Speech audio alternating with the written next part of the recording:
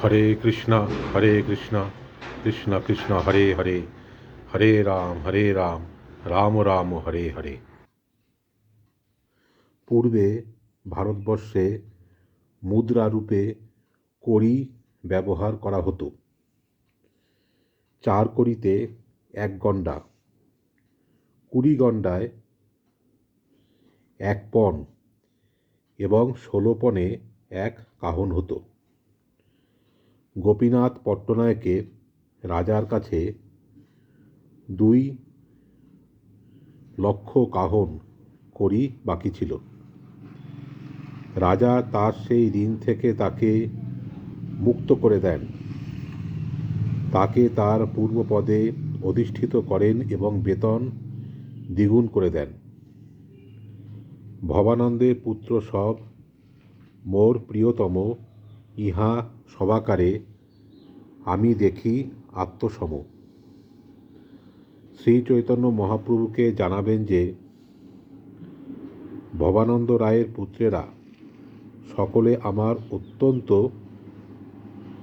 প্রিয় এবং তাদের সকলকে আমি আমার আত্মীয়ের মতো দেখি। অতএব যাহা যাহা দেই অধিকার, খায় পিয়ে লুটে বিলায়, না করো বিচার। তাই যে যে অঞ্চলের অধিকার আমি তাদের দিই, সেখানে তারা রাজস্ব খায়, পিয়ে লুট করে অথবা বিলায়, তার আমি বিচার করি না। রাজ মহিন্দার রাজা কৈনু রাম রায়, যে খাইল যে বা দিল, নাহি লেখা দায়। আমি রামানন্দ রায়কে রাজ মহেন্দ্রীর রাজ্যপাল পদে নিযুক্ত করেছিলাম। সেখানে কত টাকা তিনি নিজে নিয়েছিলেন অথবা কত টাকা কাকে দান করেছিলেন, তার কোনো হিসাব রাখা হয়নি। রাজ মহেন্দ্রীর নিকটে একটি প্রসিদ্ধ রেল স্টেশন রয়েছে। শ্রীল ভক্তি সিদ্ধান্ত সরস্বতী ঠাকুর লিখেছেন যে বর্তমান রাজ মহেন্দ্রী নগরী গোদাবরী নদীর উত্তর তীরে অবস্থিত। কিন্তু রামানন্দ রায় যখন সেখানকার রাজ্যপাল ছিলেন, তখন সেই রাজ্যের রাজধানী ছিল বিদ্যানগর বা বিদ্যাপুর। গোদাবরী নদীর মোহনায় দক্ষিণ তীরে অবস্থিত ছিল। সেই অঞ্চল তখন রাজ মহেন্দ্রী নামে পরিচিত ছিল। কলিঙ্গ দেশের উত্তরে উৎকলিঙ্গ বা বর্তমান উড়িষ্যা প্রদেশ, দক্ষিণ কলিঙ্গের রাজধানী ছিল রাজ মহেন্দ্রী। কিন্তু এখন রাজ মহেন্দ্রীর স্থান পরিবর্তন হয়েছে। গোপীনাথ এই মতো বিষয় করিয়া 2-4 লক্ষ কাহন রহেত খাইয়া গোপীনাথ কর্মচারীর পদে নিযুক্ত হয়ে 2-4 লক্ষ কাহন তার নিজের ইচ্ছা মতো ব্যয় করেছে। কিছু দেয়, কিছু না দেয়, না করি বিচার। জানা সহিত অপৃত্যে দুঃখ পাইল এইবার। গোপীনাথ তার সংগৃহীত রাজস্ব কিছু দেয় এবং কিছু না দেয়, তার কোনো হিসাব আমি রাখি না। কিন্তু রাজপুত্রের সঙ্গে ভুল বোঝাবুঝি হওয়ার ফলে সম্প্রতি সে এইভাবে কষ্ট পেয়েছে। জানা এত কইলা, ইহা মুই নাহি জানো, ভবানন্দে পুত্র সবে আত্মসম মানো। রাজপুত্র যে এ সমস্ত করেছে তা আমি জানতাম না। প্রকৃতপক্ষে ভবানন্দ রায়ের পুত্রদের আমি আমার নিকট আত্মীয় বলে মনে করি। তাহা লাগি দ্রব্য ছাড়ি ইহা মাত জানে, সহজেই মোর প্রীতি হয় তাহা শোনে। তাদের সঙ্গে আমার ঘনিষ্ঠ সম্পর্কের ফলে আমি গোপীনাথ পট্টনায়কের দেয় টাকা ছেড়ে দিয়েছি। শ্রীচৈতন্য মহাপ্রভু হয়তো জানেন না যে ভবানন্দ রায়ের পুত্রদের প্রতি আমি স্বাভাবিকভাবেই প্রীতিপরায়ণ। শুনিয়া রাজার বিনয়, প্রভুর আনন্দ, হেনকালে আইলা তথা রায় ভবানন্দ।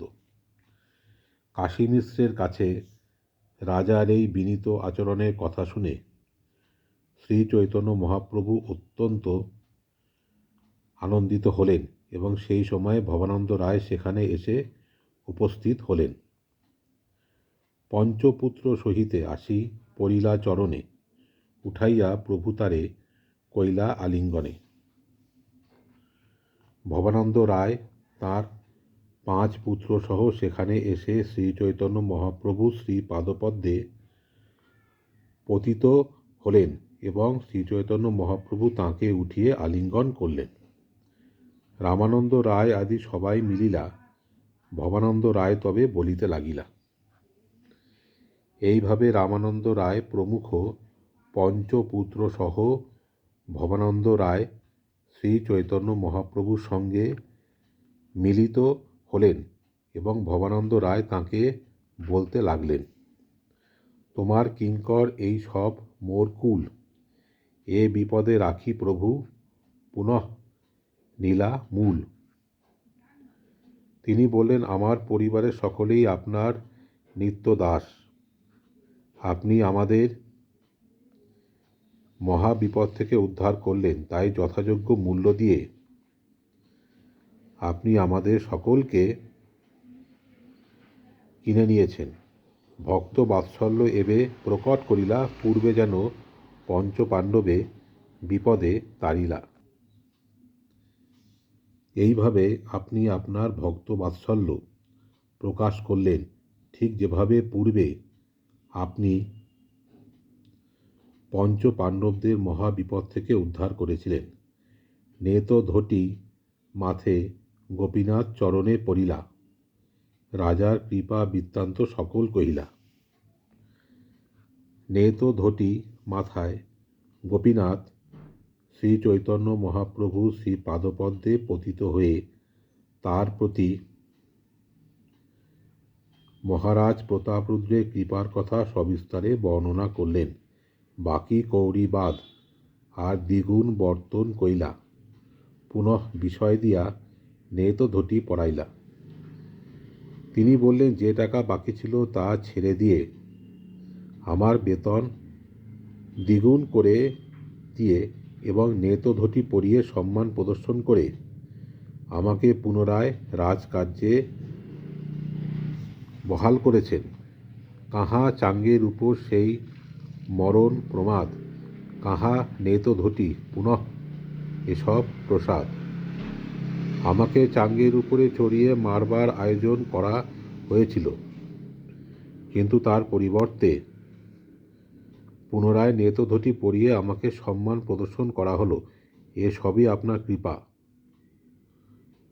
চাঙ্গের উপরে তোমার চরণ ধ্যান কইলু, চরণ স্মরণ প্রভাবে এই ফল পাইলু।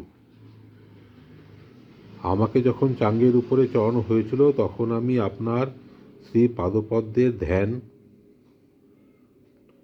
করেছিলাম এবং আপনার চরণ স্মরণ করার প্রভাবে আমি এই ফল পেলাম। হরে কৃষ্ণ।